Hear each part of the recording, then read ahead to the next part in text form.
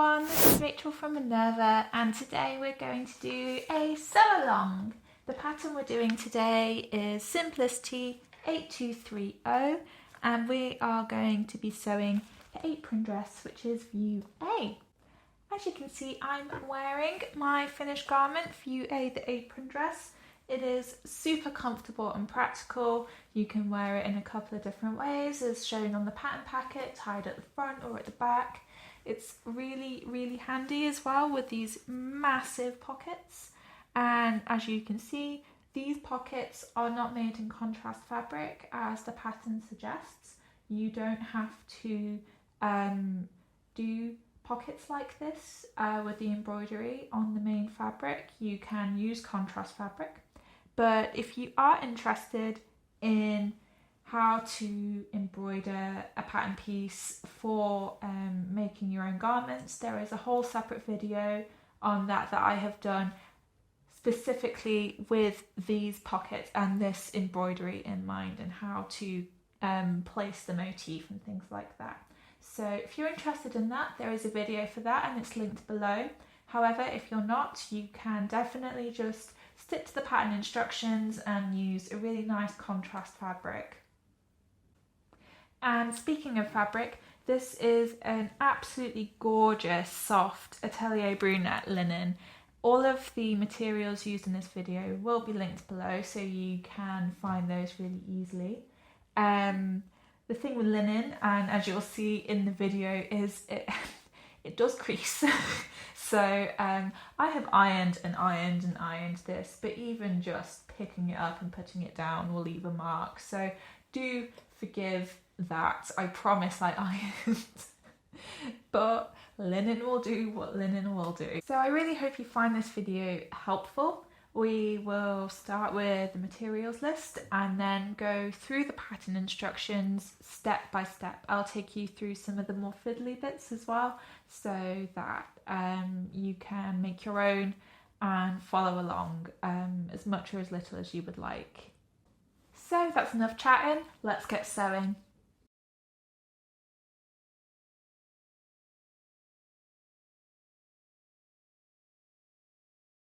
Here it is, Simplicity 8230.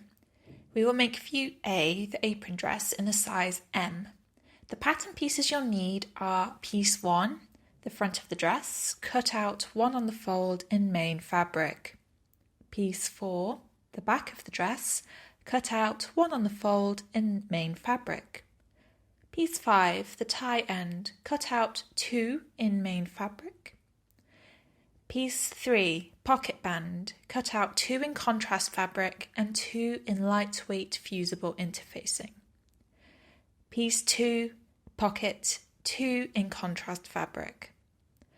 Of course, for this project, I already created my embroidered pocket pieces using my main fabric. The tutorial for that is linked below.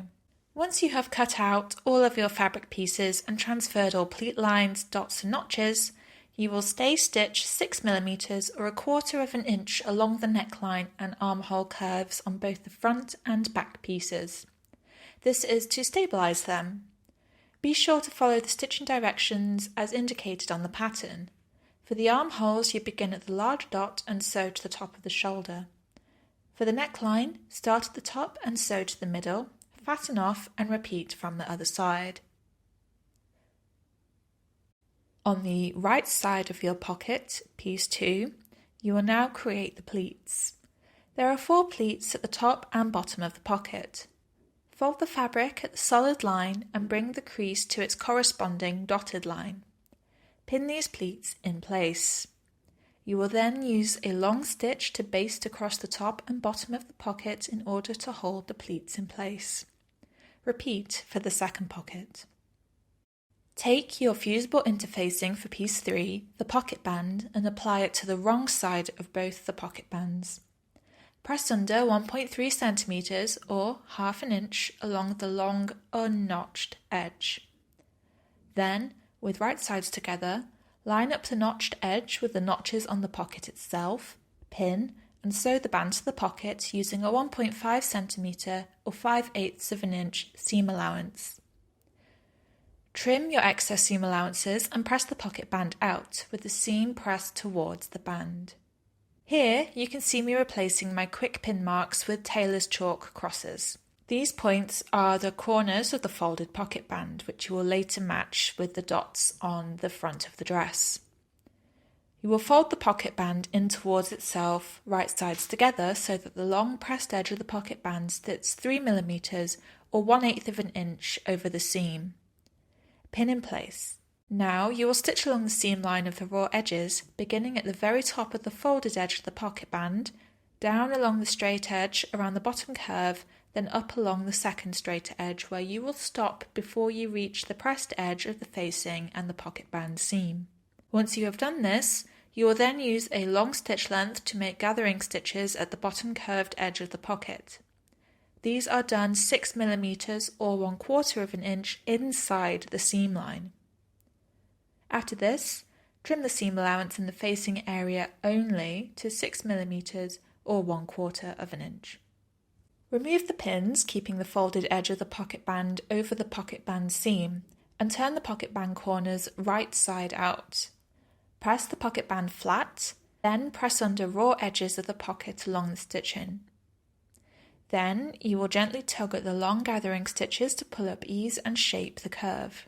Notch out the fullness of the seam allowance within the remit of the ease stitches so as to reduce bulk. You will then pin the loose edge of the pocket band 3 mm or 1/8 of an inch over the pocket band seam, placing pins on the right side. Again on the right side, you will stitch in the groove of the pocket band seam to catch the pressed edge on the wrong side or inside of the pocket. This is known as stitch in the ditch. Now that both of your pocket bands are constructed, it is time to pin them in place on the front, piece 1 of the apron dress. To do this, match large dots at the corner of each pocket band with the large dots on the front piece, which you transferred earlier. Once you are satisfied with the placement of your pockets, you will top stitch them in place, keeping as close to the side and lower edges as possible. Don't forget to remove any remaining basting stitches and tie in your loose threads as you go, just to save your sanity. Next, it is time to join the front to the back at the shoulder seams. With right sides together and making sure to match your notches, pin the front and back shoulder seams together and stitch in place. Do not press or otherwise finish the shoulder seams yet, as we are about to edge the neckline in bias tape. Take your bias tape and open out one of the folds so the raw edge is exposed. With right sides together, line up the raw edge of the bias tape with the raw edge of the neckline and pin around the circumference of the neckline. Do not cut the bias tape to the exact length, but fold a small amount of excess tape and lap at one of the shoulder seams. Stitch tape in place using a 1 cm or 3/8 of an inch seam. Trim the excess seam allowance and clip the curves. You will then press the tape and seam allowance away from the garment and understitch through both, close to the seam.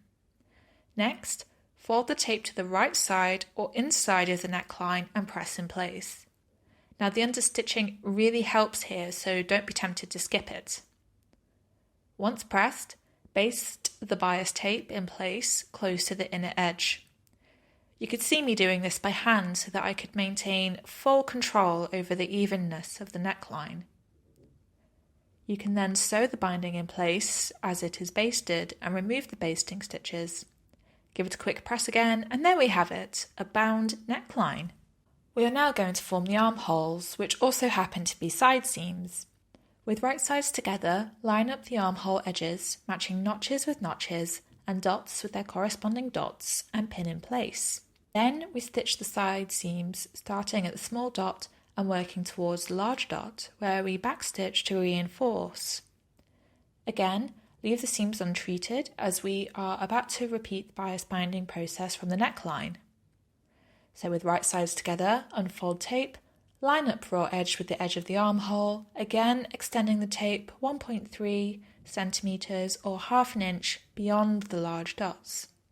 Stitch the tape to the edge of the armhole between the large dots using a 1 cm or 3/8 of an inch seam allowance. Trim seam and clip curves before understitching as you did at the neckline. Turn tape to the inside, press, baste, and on the outside, top stitch in place. Trim excess ends of tape to 6mm or 1/4 of an inch. That's 2 bound armholes, and now we're on to the hem. The pattern calls for a narrow hem. To achieve this, fold the hem under 1.5 centimeters or 5/8 of an inch to the wrong side. Do this for both the front and the back. Press. Then you tuck the raw edge down to meet the crease. Press again, forming the narrow hem. Stitch in place. Now you will press open the underarm seams and continue to press under 1.5 centimeters or 5/8 of an inch seam allowance along the side edges. Repeat the steps for a narrow hem at both sides. When stitching, be sure to pivot the needle at the center of the underarm seam. The final step is to make and attach the tie ends. Take pattern pieces cut from piece 5 and press under 1.3 centimeters or 1/2 inch at one of the short ends. Fold tie end in half lengthways with wrong sides together. Press and set into the crease. Open the tie end up again and fold the top and bottom edges inward to meet at the crease that you just made. Press these in place. Then you fold the tie end in half lengthways again so that the pressed edges are lined up together along the edge and the fold at the other. Top stitch close to the pressed edges. On the outside, pin the raw edge of the tie to either the front or back of the apron dress, placing the folded edge at the seam line and the raw edge 1.5 centimeters or 5/8 of an inch in from the hemmed edge. Stitch close to the hemmed edge through all thicknesses and make sure to backstitch to reinforce the ties. As you can see, I first centered my tie between the front and back, but I corrected this before I stitched it in place. And there you have it. These are all the steps required in the pattern to make your apron dress.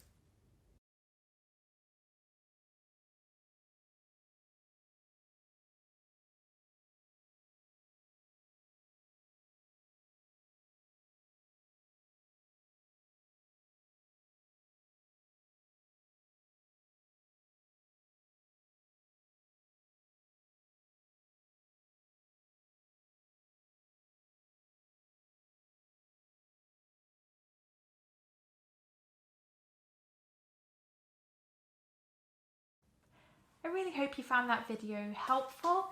I certainly enjoyed putting it together for you.